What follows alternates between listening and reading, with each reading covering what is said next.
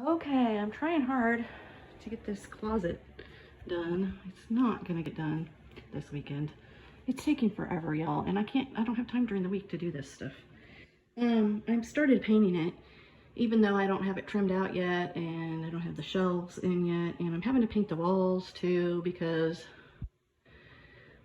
we ran out of paint when we were painting.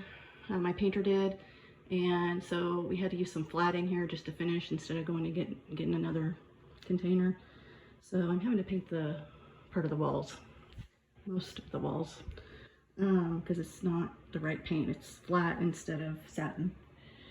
Anyway, I'm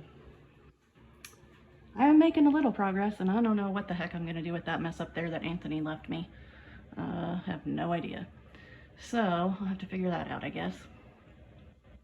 Anyway, that's the access to the attic door. That's what he built for that. Isn't it beautiful? Anyway, just wanted to let y'all see. I'm probably not gonna paint up on the top of there. I was thinking about it. It would just get all scratched up anyway. And I'm running out of paint. I'll probably run out of paint before I get that done. And I might have to buy some more anyway. But I have to do all this edge trim still. And it's pouring down rain outside. And I figured it would be easier to do that later anyway. And I have to cut it in my woodshed. So that means I have to, every time I need to make a cut, I have to put my rain boots on, walk out there in the rain, go in the woodshed, in the mud, and then come back, take my boots off every single time. So it's just kind of a hassle. So that's probably not going to get done this weekend, but I should be able to get it close to where maybe I can possibly start putting some stuff in here at least, even if the edges aren't done. I don't know, y'all. Anyway, I need somewhere to put my stuff. I don't have a dresser. I don't own a dresser or anything. I have no kitchen cabinets.